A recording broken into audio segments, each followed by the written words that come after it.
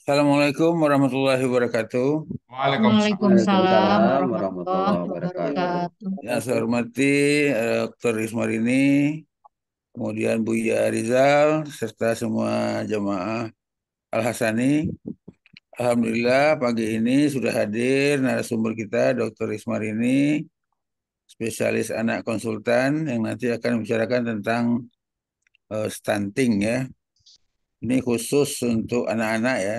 Cuma kita tahu nenek-nenek juga banyak mengurus cucunya gitu ya. Iya. Baik, waktu sepenuhnya untuk Dr. Isma hari ini. Silakan.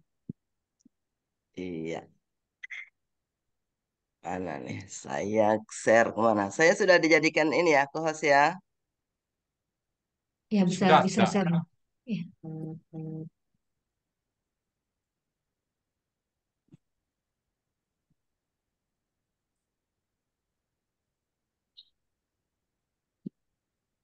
Pas slide-nya sudah muncul, Belum. Loh, Belum. belum ya? Saya mesti. Kalau tidak bisa minta Ya Bunda lagi. bisa saya bantu atau saya bantu, Dok? Iya, Hmm. saya nggak keluar share-nya. Mohon nah, maaf. Oke, Bila Bunda saya bisa, lagi. bantu ya, Dok. Bunda Iya, tolong. iya. Ya, Oke. Apakah sudah keluar? Ya, sudah. Ah, Sudah sudah keluar. benar, sudah. Ya, slideshow dulu. Slideshow. Ya, slideshow ya. ya. Sudah, Prof. Ya, sudah bagus. Ya, silakan. Oke, ya. Terima kasih, Bunda. Di Ya, saya nggak muncul, nggak muncul share screen-nya. Ya, jadi ini yang akan kita bahas. Mengapa anak mengalami stunting? Apa dampak stunting dan dapatkah dicegah? Jadi seperti tadi di pendahuluan saya bahwa ini adalah masalah nasional untuk Indonesia sekarang ini. Ini sekedar perkenalan, barangkali di pertemuan pertama belum ketemu. Saya Dr. Ismarini, konsultan tumbuh kembang yang bekerja di Rumah Sakit Muhammad Hussein Palembang. Sebelumnya saya bekerja di Puskesmas Pangkalan Balai selama 9 tahun sebagai dokter Puskesmas dan sekarang sudah pensiun tapi masih dipekerjakan di Rumah Sakit Muhammad Hussein maupun di FK Unsri Palembang. Slide Ibu tolong. Ya, jadi seperti tadi saya bilang, stunting itu dari bahasa Inggris ya, artinya tubuh berperawakan pendek. Tetapi sekali lagi saya ingatkan bahwa yang disebut pendek dalam istilah stunting adalah pendek yang disebabkan oleh karena kekurangan zat gizi secara kronis. Jadi sebenarnya stunting itu bisa karena keturunan, misalnya keturunannya perawakannya pendek, atau salah satu lagi adalah kekurangan hormon pertumbuhan, itu juga pendek. Nah, tapi yang dikaitkan dengan stunting adalah kalau penyebabnya kekurangan zat gizi yang berlangsung secara kronis. Jadi kita bisa tahu anak itu mengalami stunting kalau grafik tinggi badannya berada di bawah tinggi badan normal atau seperti yang ada di ilustrasi gambar, ini adalah anak yang sebaya. Ya, jadi anak sebaya yang satunya normal, yang satu tingginya kurang. Jadi itu yang disebut sebagai stunting. Berikut Bunda tolong. Nah, ibu-ibu ada yang masih ibu-ibu atau sudah nenek semua ini. Mudah-mudahan masih ada ibu-ibu ada, masih ada. ataupun Satu. kalaupun nenek pasti pernah mengantar anak maupun cucunya entah itu ke posyandu, entah itu ke puskesmas ataupun ke rumah sakit. Dan kalau pasien anak setiap kali kunjungan kita akan melakukan penimbangan ataupun pengukuran tinggi. Nah, dari penimbangan atau pengukuran tinggi itu nanti hasil pengukuran akan diplot atau digambarkan dalam grafik. Grafik pertumbuhan seperti yang Bapak Ibu lihat ini. Grafik pertumbuhan itu ada 4 macam. Pertama, kita bisa lihat pertumbuhan berat badannya, apakah normal atau tidak. Kemudian pertumbuhan tinggi badannya, juga normal atau tidak. Kemudian pertumbuhan lingkaran kepalanya. Jadi itu yang bisa kita lakukan dan rutin untuk dokter spesialis anak akan melakukan pengukuran ini. Nah, kemudian hasil pengukuran kita gambarkan pada grafik ini sehingga kita tahu apakah pertumbuhan anak itu normal. Ada, kalau lihat grafik, ada garis-garis yang punya warna-warna, yang itu semua punya arti. Jadi kalau nanti antar anak atau antar cucu ya ibu-ibu, perhatikan di mana hasil pengukurannya, posisinya ada di mana. Posisi yang paling baik kalau beratnya ataupun tingginya ataupun lingkaran kepala, bila digambarkan di dalam grafik, ada di sekitar garis hijau. Itu yang paling bagus. Jadi normal dia. Akan menjadi masalah kalau dia sudah berada di bawah garis merah atau di atas garis merah. Di bawah garis merah dia sudah kekurangan, di atas garis merah dia sudah kelebihan. Gitu. Lebih bahaya lagi kalau sudah di luar garis hitam. Karena di bawah garis hitam dia sudah sangat kekurangan, di atas garis hitam dia sudah sangat kelebihan. Nah, jadi itu dulu yang harus dipahami supaya tahu anaknya masih normal atau sudah bermasalah. Nah, dikatakan stunting kalau kita mengukur panjangnya dia ada di bawah garis merah. Itu stunting sudah. Kalau sudah di bawah garis hitam, maka itu dia sudah sangat pendek. Jadi kalau di bawah garis merah dia masih pendek, kalau di bawah garis hitam dia sudah sangat pendek. Jadi lebih lebih parah lagi. Berarti seperti itu. Nah, ini bisa kita lihat adalah grafik tinggi badan anak laki-laki, warnanya biru. Slide, Bunda. Nah, yang ini untuk grafik tinggi badan anak perempuan, warnanya merah. Jadi nanti perhatikan jangan salah menggunakan grafik karena akan memberikan hasil yang berbeda. Slide berikut. Nah, ini kita lihat bagaimana masalah stunting di Indonesia. Jadi ada 36 negara di dunia ini yang punya masalah yang cukup besar mengenai stunting. Dan Indonesia itu negara terbesar kelima kejadian stunting di dunia ini. Jadi benar-benar mengkhawatirkan. Kelima, kalau yang terbesar untuk masalah yang bagus sih kita senang, tapi untuk masalah yang tidak bagus tentu sedih kita mendengarnya. Kejadiannya untuk anak balita itu 27,5%. Jadi kalau kita perhatikan dari kejadian ini berarti dari 10 anak balita ada sekitar 3 orang yang stunting, yang pendek. Yang sebenarnya kejadian stunting ini kalau kita lihat angka sudah terjadi sebelum usia 2 tahun. Karena sebelum usia 2 tahun sudah ada 21,7% anak-anak itu yang sudah mengalami stunting. Jadi sebenarnya kita bisa melakukan usaha-usaha deteksi dini, usaha-usaha pencegahan dini. Karena kebanyakan dari stunting itu sebenarnya sudah terjadi di bawah usia 2 tahun. Jadi pada usia yang sangat dini dari masa kanak-kanak itu. Berikut slide-nya, Bunda. Nah, kalau kita lihat bahwa stunting itu sebenarnya masalah nutrisi di Indonesia. Sebenarnya di Indonesia ini bukan cuma masalah stunting saja untuk masalah nutrisi. Ya, kalau kita lihat di gambar ini tadi adalah 27% anak Indonesia yang pendek, termasuk diantaranya 18,6% tuh yang sangat pendek. Tapi sebenarnya selain masalah stunting, ada masalah kurang gizi yang lain, yaitu anak yang beratnya rendah atau kurus, yaitu 17% dari anak-anak Indonesia itu masalahnya beratnya rendah dan 13% adalah termasuk kurus, bahkan 6% diantaranya sangat kurus. Nah, biasanya orang-orang stunting termasuk juga anak-anak yang kurus tadi. Jadi dia benar-benar masalahnya sudah kurus, kemudian juga pendek. Karena sebenarnya kurus itu bisa jadi masalah nutrisi atau masalah gizi yang belum terlalu lama terjadi, yang kalau kita tidak cepat atasi akan berlanjut masalahnya menjadi kronis dan berakhir dengan stunted atau pendek. Kalau kita lihat juga di gambar ini, Indonesia ini adalah negara yang em, aneh sebenarnya.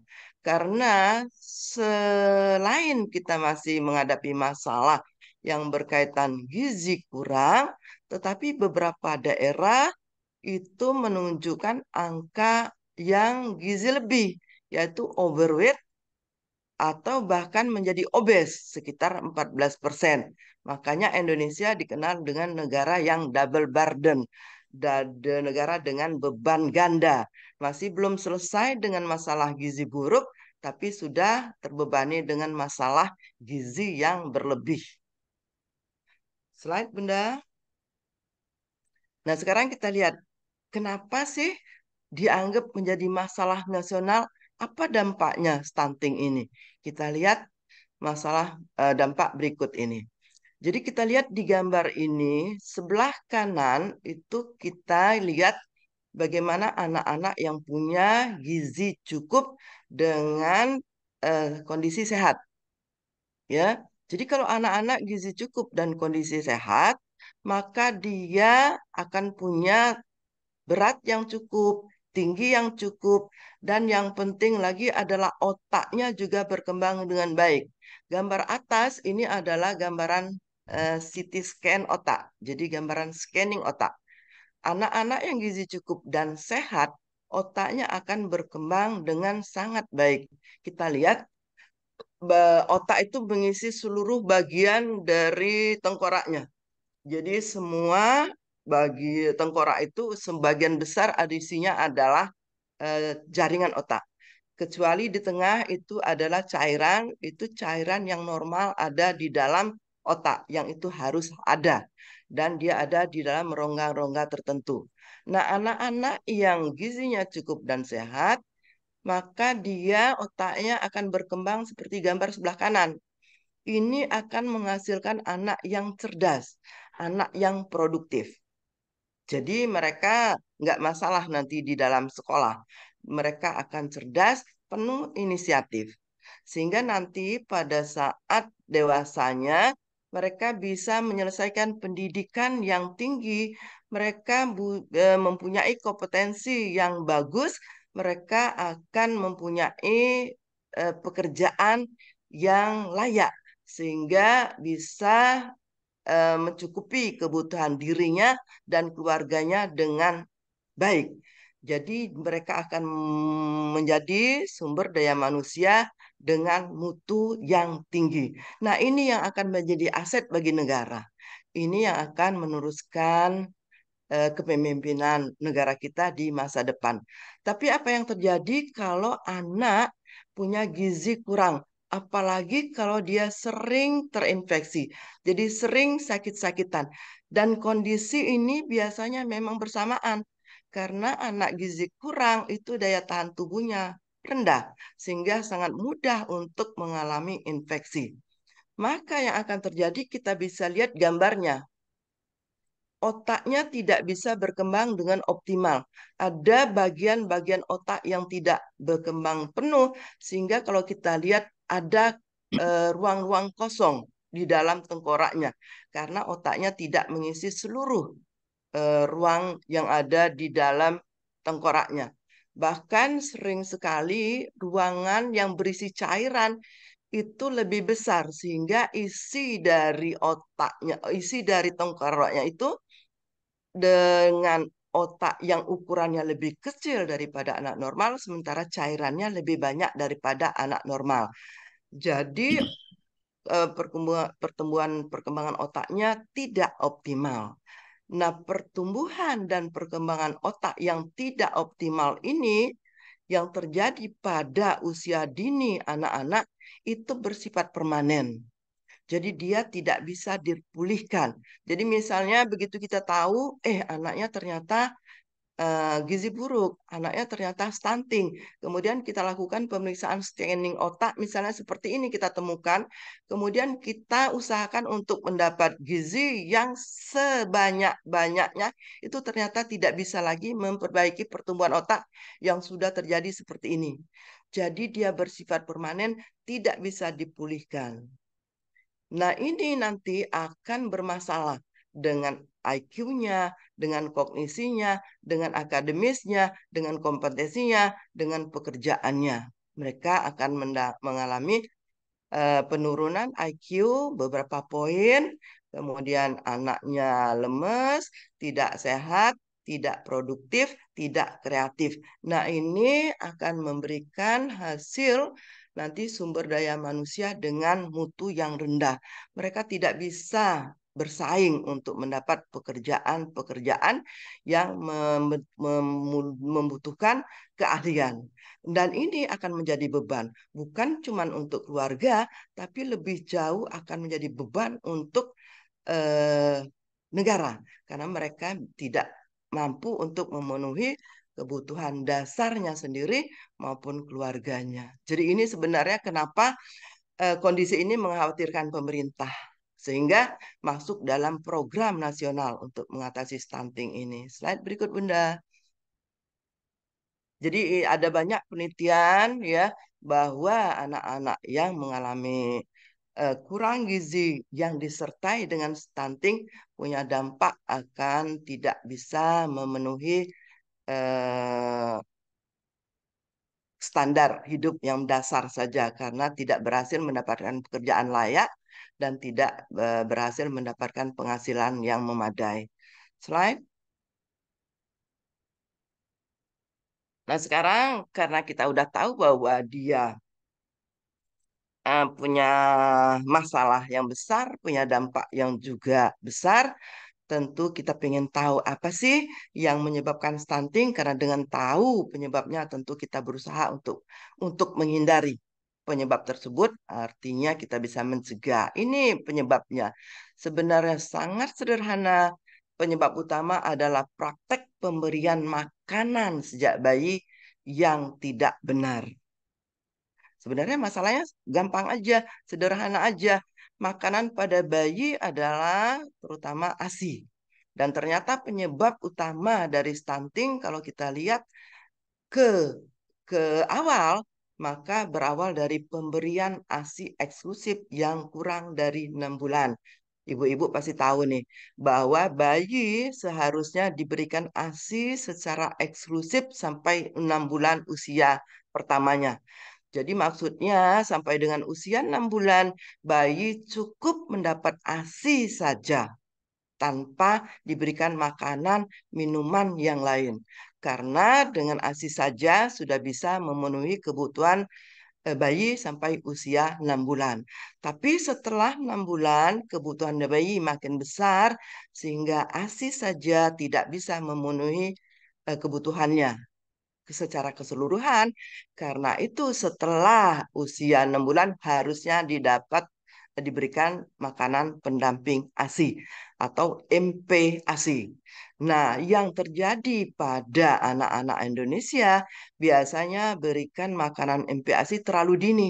Ada yang sudah baru berumur 2 bulan sudah diberikan makanan pendamping ASI, atau terbalik, terlambat sudah 10 bulan belum diberikan pendamping ASI karena beranggapan bahwa anak saya masih mendapat ASI gitu. Nah, ini praktik yang salah. Kemudian yang berikutnya adalah MPASI yang diberikan tidak memenuhi kebutuhan zat gizi, baik kualitas maupun kuantitasnya. Jadi ada kebutuhan yang harus dipenuhi seharusnya. Anak-anak Indonesia kadang-kadang mendapat yang penting kasih makan, sudah mau sesendok, mau 2 sendok, sudah cukup gitu karena dia nggak mau lagi. Nah, itu sebenarnya tidak cukup. Apalagi banyak dari makanan, minuman yang diberikan itu tidak higienis. Misalnya tidak dimasak di rumah, beli di warung-warung, beli di pinggir jalan yang tidak higienis, sehingga ini juga nanti akan berdampak anak menjadi sakit, sehingga kebutuhannya itu lebih banyak dan tidak bisa dipenuhi. Itu adalah 3 penyebab utama anak mengalami stunting. Slide berikut, Bunda. Nah, bagaimana mencegahnya? Tentu kita kaitkan dengan penyebabnya tadi. Slide berikut. Jadi, penyebabnya tadi adalah masalah pemberian makan. Maka WHO merekomendasikan pemberian makanan bayi itu harus benar. Bagaimana yang benar itu? Pertama, berikan ASI sedini mungkin. Jadi banyak bayi-bayi di Indonesia begitu lahir tidak diberikan ASI. Harusnya diberikan ASI sedini mungkin. Dalam 1 jam setelah lahir sudah harus mendapat ASI. Karena memberikan ASI sedini mungkin itu mengajari bayi untuk menyusu. Kalau bayi sudah dilatih sejak awal menyusu, maka dia akan terbiasa menyusu. Dia akan mau meminum ASI ibunya. Tidak dikenalkan dengan minuman yang lain sebelum mendapat ASI. Kalau sudah diberikan ASI sedini mungkin, maka dia diberikan ASI eksklusif selama 6 bulan. Jadi harusnya sampai dengan usia 6 bulan dia cuma mendapat ASI saja tanpa makanan minuman yang lain. Makanan pendamping ASI diberikan tapi setelah usianya 6 bulan. Itu sudah paling lambat. Jangan 6 bulan nggak diberikan makanan pendamping ASI. Makanan pendamping ASI. Jangan makanan pengganti ASI. Ibu-ibu di rumah biasanya begitu sudah 6 bulan, dia langsung menyetop ASI, langsung diberikan makanan padat. Berarti itu adalah makanan pengganti ASI. Nggak benar. Harusnya makanan pendamping ASI. Artinya ASINya masih diteruskan sampai usia 2 tahun. Makanan yang lain itu adalah pendampingnya. Tuh, ya. Kemudian makanan pendamping ASI itu harus diberikan tepat waktu. Mulai dari usia 6 bulan. Kemudian nanti kita lihat berapa kali sehari dia harus dapat. Kemudian yang penting lagi adalah kandungan nutrisinya harus cukup. Baik makro, artinya cukup karbohidratnya, cukup proteinnya, cukup lemaknya, termasuk juga mikro, yaitu dapat vitamin dan mineral dalam jumlah yang cukup. Kemudian aman. Aman artinya tidak terkontaminasi dengan bahan-bahan yang berbahaya, termasuk bibit penyakit ataupun bahan-bahan yang beracun. Kemudian diberikan dengan cara yang benar, termasuk frekuensi dan jumlahnya. Slide berikut, Bunda. Nah, jadi kalau digambarkan secara skematis seperti ini. Sampai dengan usia 6 bulan, bayi cuma mendapat ASI saja. Setelah 6 bulan, dia mulai diberikan makanan pendamping. Yang mulai dengan makanan yang lunak, kemudian secara perlahan-lahan ditingkatkan teksturnya. Mulai dari jumlah yang sedikit sampai perlahan-lahan ditingkatkan jumlahnya. Sampai nanti di usia 2 tahun, mereka sudah disapih dari ASINya, kemudian sepenuhnya sudah diganti dengan makanan keluarga. Itu biasanya sudah mulai bisa dikenalkan pada usia 2 tahun, tetapi pada usia 2 tahun harusnya sudah sepenuhnya makanan keluarga dan sudah sepenuhnya disapih, tidak lagi mendapat ASI. Slide berikut. Nah, pemberian ASI ini nanti barangkali Pak Ustadz akan membahas bahwa itu ada perintahnya di dalam Al-Quran. Kita lihat di surat Al-Baqarah ayat 233 disebutkan di situ, dan ibu hendaklah menyusui anak-anaknya selama 2 tahun penuh bagi yang ingin menyusui secara sempurna. Jadi sangat tepat anjuran dari WHO maupun Kemenkes untuk menyusui itu sempurnakan sampai usia 2 tahun, bukan 6 bulan langsung di stop. Slide berikut, Bunda. Nah, kemudian setelah 6 bulan tadi kita memberikan pendamping ASI. Tetapi ASI tetap diberikan sampai usia 2 tahun. Harus tepat waktu, harus kandungan nutrisinya cukup dan seimbang dan aman. Kemudian diberikan dengan cara yang benar. Kita lihat slide berikut. Tepat waktunya itu adalah usia 6 bulan. Kenapa tidak boleh diberikan lebih dini? Karena kalau kita lihat gambar ini adalah kebutuhan kalori dan sumber kalori yang kita dapatkan. Kalau kita lihat yang pertama, kotak pertama ini untuk bayi-bayi yang usianya baru lahir sampai usia 2 bulan. Mereka membutuhkan kalori sekitar 500 kalori saja. Dan itu semuanya bisa dipenuhi dari ASI saja. Begitu juga sampai dengan usia 5 bulan sekian hari. Jadi menjelang 6 bulan itu kebutuhannya sudah mendekati 600 kalori dan ini juga full semuanya bisa dipenuhi oleh ASI saja. Jadi sampai dengan 6 bulan itu bisa dipenuhi dari ASI saja. Setelah 6 bulan kebutuhan kalori bayi sudah lebih dari 600 kalori. Karena bayi sudah banyak aktivitasnya. Ini sudah mulai tengkurap bolak-balik, sudah mulai ngoceh, sudah banyak aktivitas sehingga kebutuhan kalorinya juga meningkat. Nah, ini kalau kita mau mengandalkan ASI saja, dia cuma bisa memenuhi kebutuhan kalorinya sekitar 60 sampai 80% saja. Artinya yang 20%-nya harus dipenuhi dari lain. Nah, inilah saatnya dia harus mendapat MPASI untuk memenuhi kebutuhan kalorinya. Kalau kita lihat berturut-turut, maka setiap tahapan usia dia akan memerlukan kalori yang lebih banyak, sementara kalori ASI itu biasanya sudah mandek di usia 6 bulan itu. Jadi dia volumenya tidak akan bertambah lagi, nilai kalorinya juga tidak akan bertambah lagi. Jadi secara otomatis kekurangan dari ASI inilah yang harus dipenuhi dari MPASI-nya. Jadi makin makin besar usianya, makin banyak lagi kebutuhan MPASI yang harus dipenuhi untuk mencukupi kebutuhan kalori bayi. Slide. Nah, em, apa yang terjadi kalau terlambat mengenalkan makanan padat? Jadi ada banyak ibu karena berpendapat bahwa bayinya mendapat ASI, ASI itu semua orang mengatakan bagus, ASI itu semua mengatakan tersedia dalam jumlah cukup, sehingga terlambat memberikan makanan pengganti ASI-nya lebih dari 6 bulan. Ada banyak penelitian. Kalau bayi-bayi dikenalkan makanan padatnya di atas 6 bulan, maka anak biasanya akan lebih cenderung sulit untuk makan dan cenderung untuk pemilih. Jadi kalau ibu punya anak atau punya bayi yang susah makan, pilih-pilih makan, cobalah kilas balik.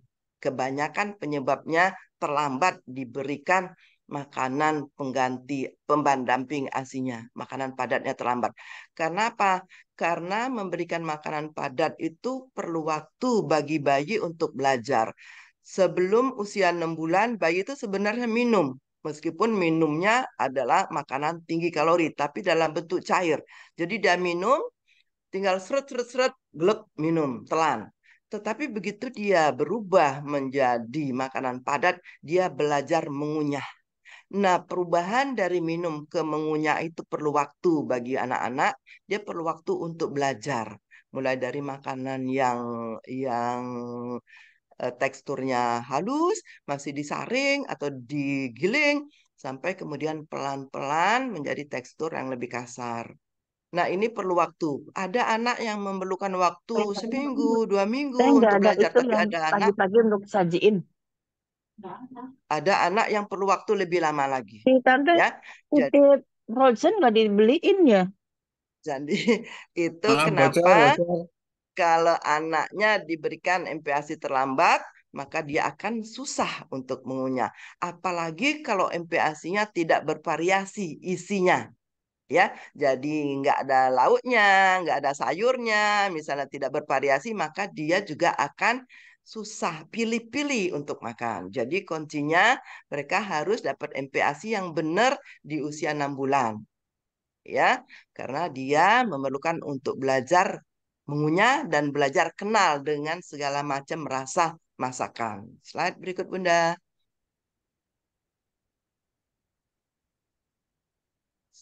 Bunda, slide-nya. Ya, baik, sudah ini slide-nya sudah berubah. Ya, ya. Jadi itu tadi kita. Jadi 6 bulan itu adalah periode sensitif, periode kritis.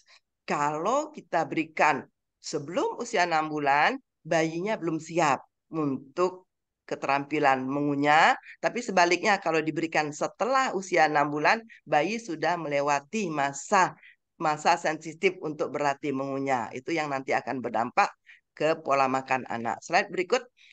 Nah, ini slide ya. Jadi ini nanti kalau anak sudah diberikan MPASI harus diberikan dengan benar. Jadi banyak ibu-ibu yang memberikan MPASI itu kalau bayinya minta, kalau bayinya lapar baru dikasih, padahal harusnya sudah terjadwal.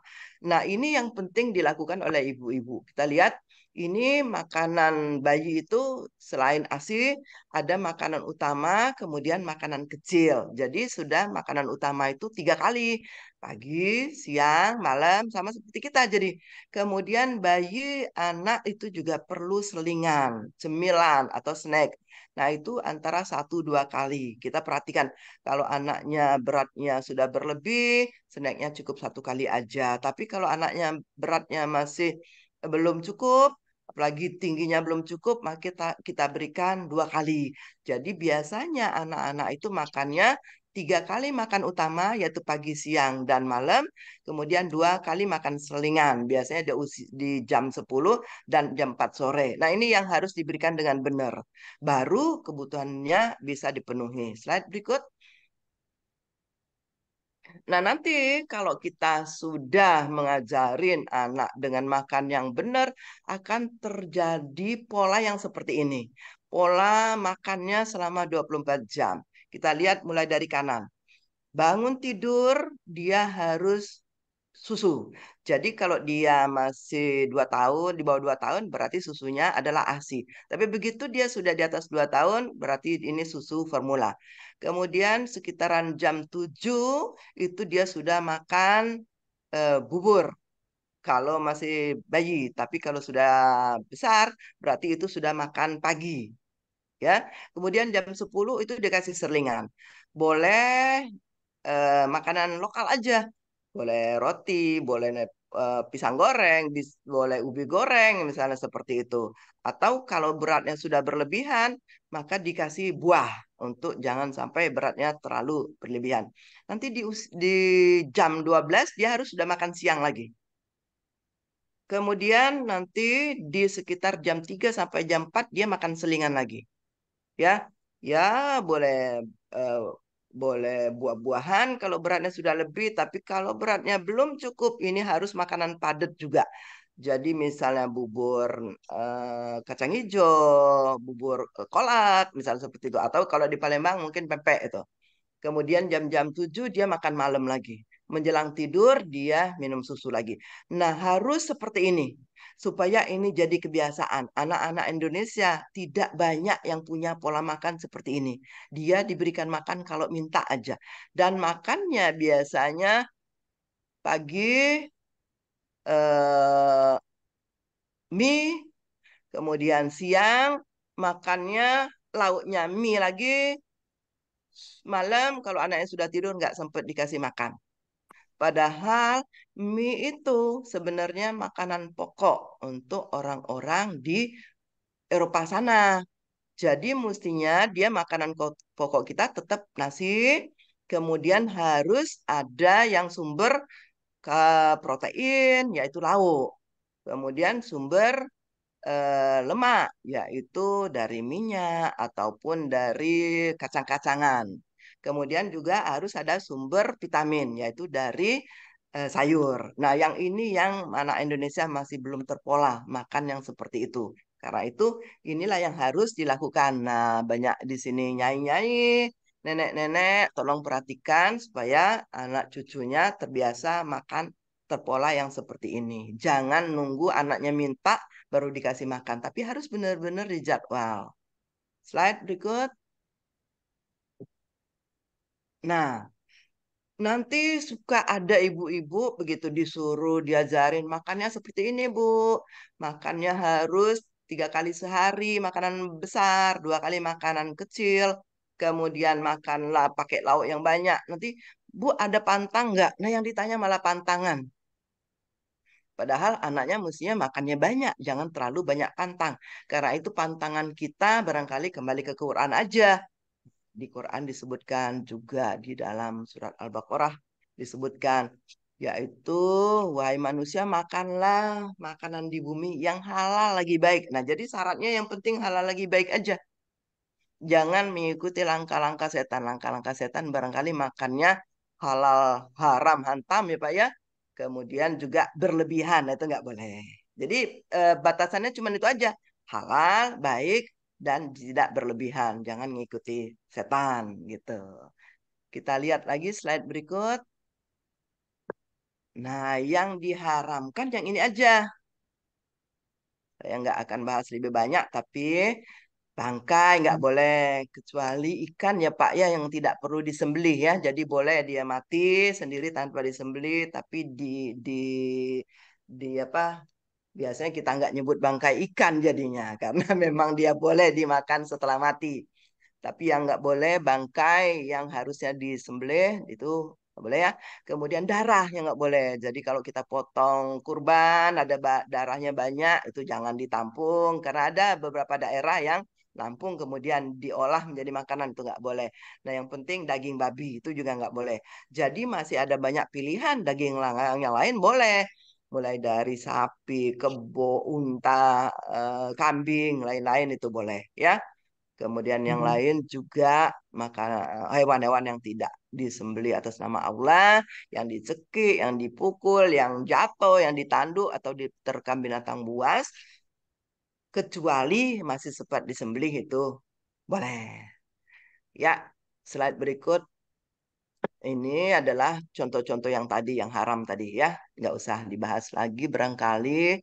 Cukup kita tahu yang tadi, yang haram itu nggak boleh dimakan. Yang lainnya boleh. Slide berikut, Ibu. Darah mengalir. Ini keterangan dari yang tadi ya. Slide berikut, Bu.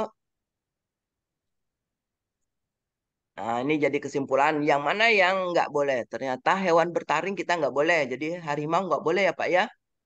Burung yang berkuku tajam, elang nggak boleh jadi ya. Hewan yang disembelih tidak atas nama Allah. Hewan yang diperintahkan untuk dibunuh. Jadi ular, tikus, anjing itu nggak boleh kita bener ya. Jadi hati-hati nih banyak yang ada di Makassar ada pasar khusus untuk jual-jual binatang seperti ini. Kemudian hewan yang dilarang untuk dibunuh, semut, tawon, burung hudhud, burung surat saya nggak tahu nih kayak mana, tapi kita tahu aja bahwa tawon dan adab itu sejenis biawak. Jadi untuk amannya jangan makan biawak lah ya. Kamer tuh makanan mengandung alkohol ya.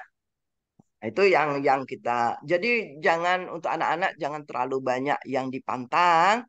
Kita patokannya yang ini aja, yang berdasarkan Al-Qur'an diharamkan itu jangan dimakan. Yang tapi prinsip adalah tidak berlebihan seperti cara setan. Berikut slide Ibu.